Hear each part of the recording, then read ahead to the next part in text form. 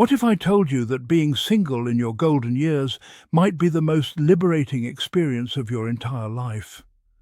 While everyone else worries about growing old alone, I'm here to tell you that at 83, I've discovered something beautiful about this chapter that most people never see coming.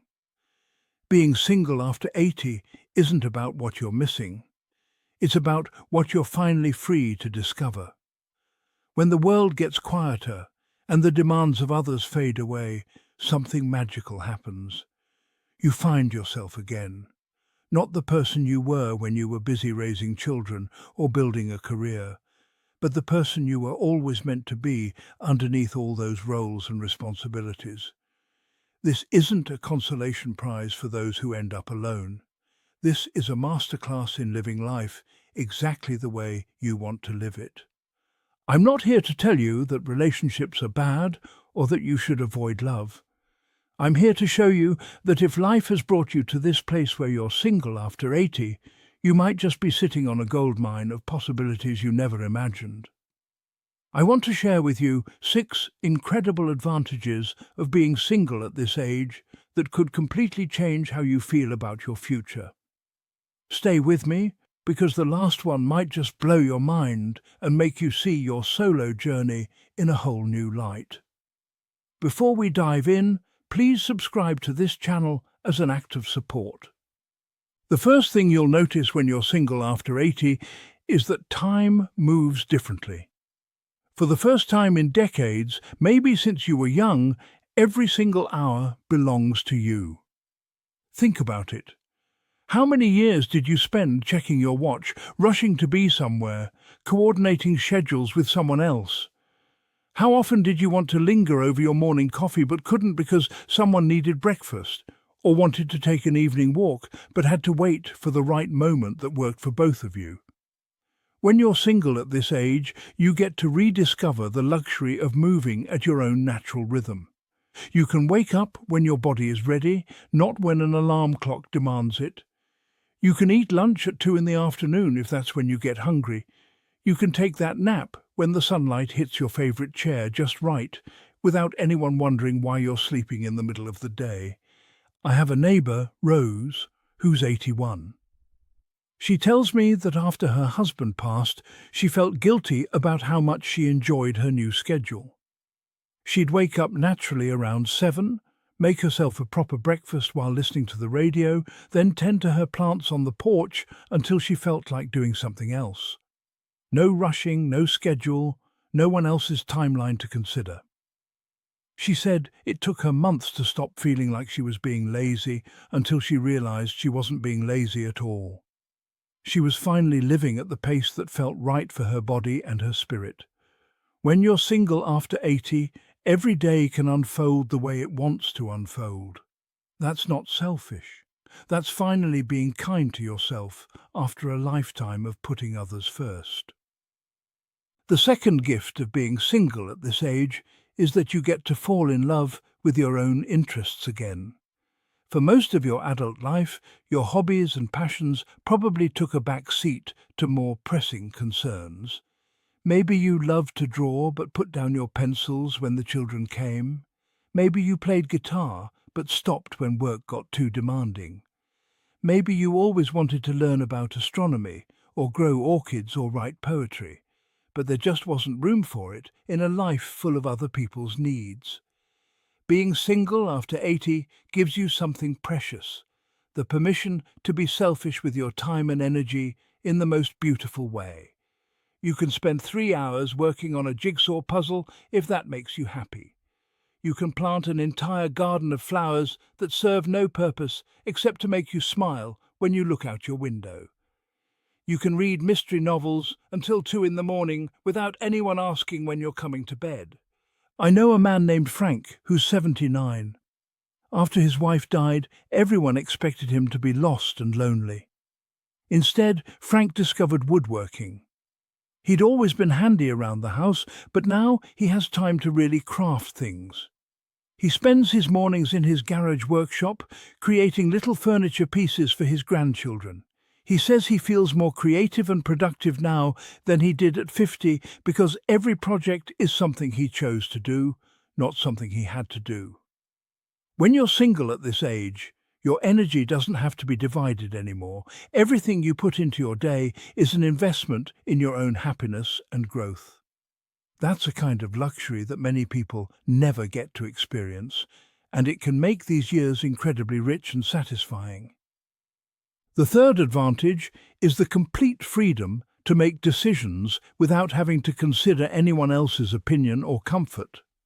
This might sound obvious, but if you've been in a relationship for decades, you might have forgotten what it feels like to choose something purely because you want it. Where to go on vacation, what to have for dinner, whether to keep the house warm or cool, what to watch on television, whether to get a pet, how to decorate your space. When you're single after 80, every single choice can be yours alone. This freedom extends to bigger decisions too.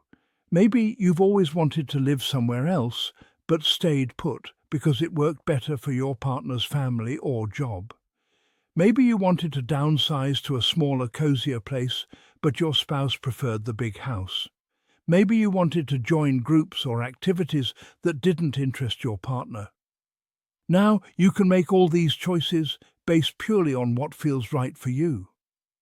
I think of my friend Dorothy, who's 84. She and her husband had lived in the same house for 40 years, a big place that required a lot of upkeep. After he passed, everyone told her she should stay there because it held so many memories. But Dorothy realized she'd always dreamed of living in one of those cozy senior apartments with a little balcony and no yard work.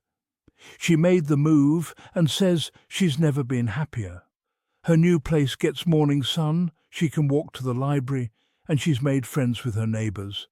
She told me that for the first time in years, her living situation fits her perfectly because she designed it entirely around her own needs and preferences. At this stage of life, you don't need anyone's approval for your choices. You've earned the right to put your own happiness and comfort first. That's not being difficult or demanding. That's being wise about how you want to spend these precious years. If you're still with me and finding value in what I'm sharing, please take a moment to comment with the number 3 below.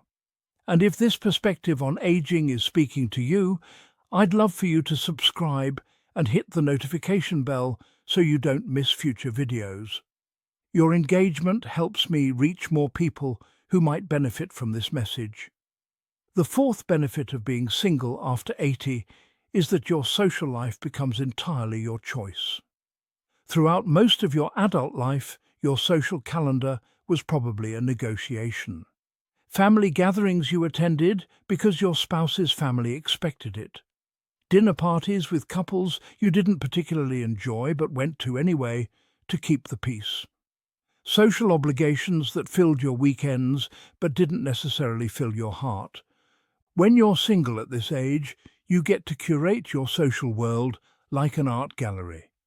You can spend time only with people who genuinely make you feel good, who share your sense of humour, who appreciate the person you've become. You don't have to balance your preferences with someone else's family dynamics or social obligations. You can be as social or as private as feels right for you in any given season. Some weeks, you might feel like having lunch with friends 3 times and attending a book club meeting. Other weeks, you might want to spend quietly at home, reading and puttering around your space. You don't have to explain these choices or compromise based on what someone else needs socially. You can follow your own rhythm and energy level. I know a woman named Helen, who's 82. She told me that during her marriage, she spent years attending her husband's work functions and family reunions that drained her energy. She's naturally more introverted, but she pushed herself to be social in ways that didn't suit her. Now she has a small circle of close friends she sees regularly, and she volunteers at the animal shelter twice a week, where she can be around people who share her love of animals. She says her social life finally matches her personality, and she feels more connected to others than she has in years, even though she sees fewer people overall. The beauty of controlling your own social calendar is that every interaction becomes more meaningful because it's genuinely chosen. You're not just filling time or meeting obligations. You're connecting with people who add joy and richness to your life. The fifth advantage might surprise you. Being single after 80 gives you an incredible opportunity for personal growth and discovery. Most people think that by the time you reach your 80s, you are who you are, and that's that. But the truth is, when you're freed from the need to coordinate your personal development with someone else's, you can explore parts of yourself that may have been dormant for decades. Maybe you've always been curious about painting watercolors, but never had the time or space to set up supplies and make a mess. Maybe you've wondered what it would be like to learn a new language, or take up photography, or study local history. When you're single at this age, you can pursue these interests without having to explain why you're spending money on art supplies or why you want to turn the spare room into a studio. This isn't just about hobbies. It's about discovering aspects of your personality and capabilities that might have been overshadowed by your role as someone's spouse. Maybe you're funnier than you thought when you don't have someone finishing your sentences. Maybe you're more adventurous when you don't have to consider someone else's comfort level. Maybe you're a natural leader when you join a group and don't have to defer to your partner's preferences. I think of my friend George, who's 85. Throughout his marriage, he was known as the quiet one, while his wife was the social butterfly. After she passed, he joined a men's coffee group at the community centre, thinking he'd just listen to others talk. Instead, he discovered he's actually quite witty and that people enjoy his stories about his work as a mechanic. He started leading discussions about classic cars and now organises monthly car shows for the group. He told me he never knew he had it in him to be a leader because he'd never been in a situation where he could step into that role naturally. When you're single after 80, you get to meet yourself again, maybe for the first time in decades, and often you'll find that person is more interesting and capable than you remembered. The sixth and perhaps most surprising advantage of being single after 80 is the profound sense of peace that comes from living authentically. After a lifetime of compromising, coordinating, and considering other people's needs alongside your own, there's something deeply settling about finally living in complete alignment with who you are. This doesn't mean your married years were inauthentic or wrong. Partnership requires give and take, and that's beautiful in its own way. But there's also something beautiful about reaching a stage of life where you can wake up every morning and ask yourself simply, what do I want today? What would make me happy? What would bring me peace? And then you can spend your day answering those questions without having to factor in anyone else's needs or preferences. This kind of authentic living creates a calm that many people never experience. You're not performing for anyone, not trying to be the person someone else needs you to be, not managing someone else's emotions or expectations. You're just being yourself, fully and completely, perhaps for the first time since you were very young. I know a woman named Betty, who's 83. She described this feeling to me beautifully. She said that after her husband died, she went through the expected period of grief and adjustment. But eventually, she noticed something she hadn't expected. A sense of deep calm settled over her life. She realized she'd spent decades in a low-level state of alertness, always partially tuned into her husband's moods, needs, and preferences. Not in a bad way, but in the way that caring partners do. When that ended, she found herself relaxing in a way she'd forgotten was possible. She could just be Betty, without having to be Betty the wife, or Betty who takes care of everyone else. That kind of peace is its own form of wealth. It's the wealth of complete self-acceptance and authentic living, and it's something that can make these later years not just bearable, but genuinely wonderful. If you're still watching and these insights are resonating with you, please comment with the number 6 below. And if you haven't already, I'd be so grateful if you'd subscribe and turn on notifications.